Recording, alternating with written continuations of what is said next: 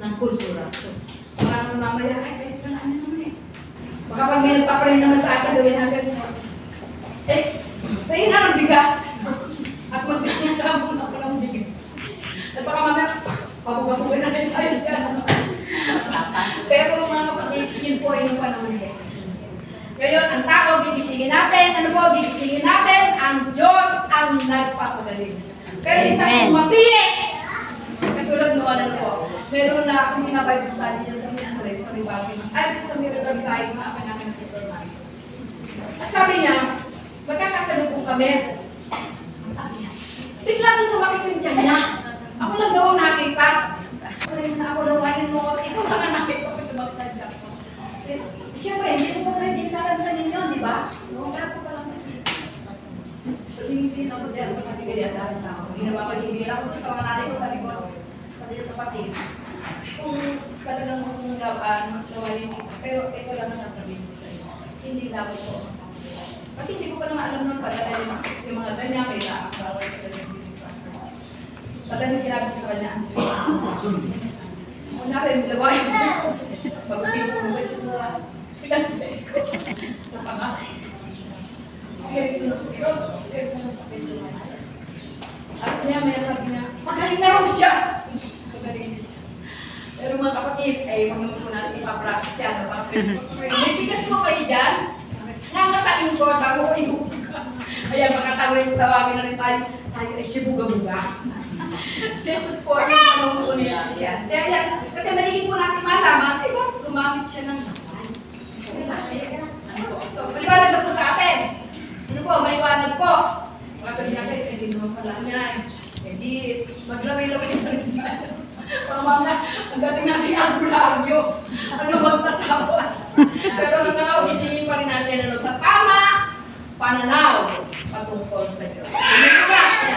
Doon po, nagpagaling siya kung ng matinding kahabagan at sakit na nagdaraanan sa verse 34.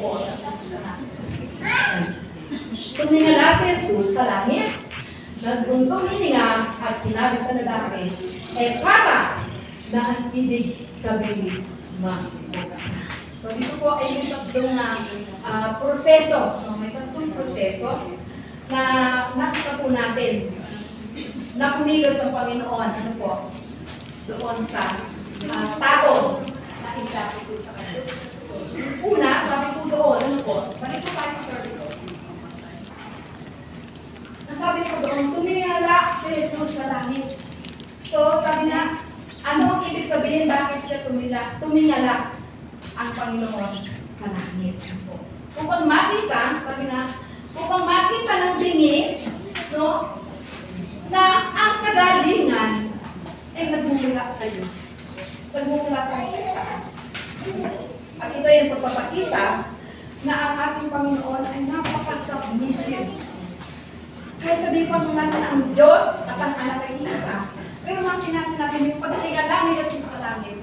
Siya ay nagsasubmit, no? Umaasa siya pa rin sa kanyang Ama doon sa kapangyarihan ng kagalingan ng taong may karamdaman. At sabi niya, para makita rin ng tingin, ano po, na siya, na ang kagalingan ay mula. So po, kalimitan, ano po, ating mga posture, so tayo mga nalala, di ba? Kalimitan ay kaya po, pero mga pa lang. Hindi na, tayo titingnan. Kasi pag tayo titingnan sa langit, ano, ko lang sa inyo, no? Kapag talagang, kasi minsan ako doon ako nagpakuwaitin ako sa labas, inalabas ko ng lubang. At pag talagang tumingala ako sa langit, wala akong makikita kung hindi. Ang Diyos pa lang makikita ko. Talagang makikita ko na siya ay nakaupo sa trono ng binaya. May kakaiba. May kakaiba.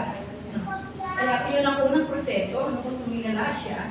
At pangalawa ay nagbuntong hininga. Sabi, nagbuntong hininga. Ano po? Bakit? Ano po ibig sabihin? Ang buntong hininga ay ang dala po nito ay ang kahabagan. O kahabagan at pagmamahal doon sa lalaking kapansanan. Pagkakamit na may mga kapansanan. Di ba napapaganyan tayo, ano? Lalo tayo siya may nag-share sa akin talaga ng mga kabigatan, talagang napapabuntong niya na natin itinadaman ng ating Panginoon po yung kanyang kahabagan doon sa lalaki sa pamamagitan ng kanyang buntong hininga. At doon sa pangatlo naman, ano po? Anong sabi niya? At sinabi sa lalaki, Ephata! Na ibig sabihin mabuksan. Ano po? Yun, sabi nga po, ang Ephata raw po, it's an Aramic word. Sabi, it's an Aramic word na ibig sabihin mabuksan. At ano nangyari sa verse 35? Ano po nangyari? Verse 35 tayo. Wala yata. 35. Ayun, anong nangyari?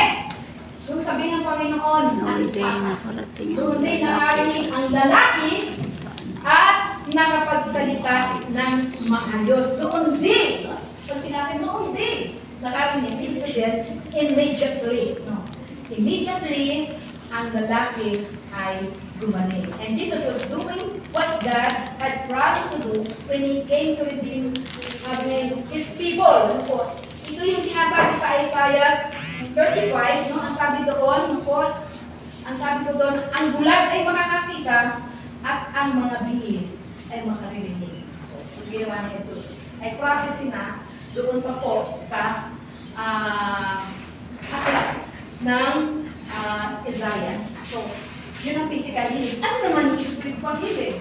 Kasi sabi ng holistic spiritual and body healing. Ito mo, makita po natin, ano po. Bagamat pinagbawalan, ano po, sa verse, wala na po yata yan. Sa verse 36, ano po, ito ang sabi ng Panginoon. Sinabi ni Jesus sa mga tao na huwag ipamalita ito. Ngunit habang pinagbabawalan niya ang mga tao, lalo naman nila itong ipinamalita. Ito naman yung spiritual healing po na sinasabi ko po, Panginoon, na mayroong pinagaling ang Panginoon, hindi lang physical, kundi spiritual healing. Ano po? Pinagaling na ating Panginoon. Ano po? Sabi nga, bagamat yung pinagbabawalan, yung mga tao, huwag yung sasabihin. Huwag yung sasabihin, huwag pa kumalita na gumaling ang tao. Alam niyo ba, ako nakaano talaga ng sayo. Actually, ngayon daw, ang mga pastor daw mayayabang.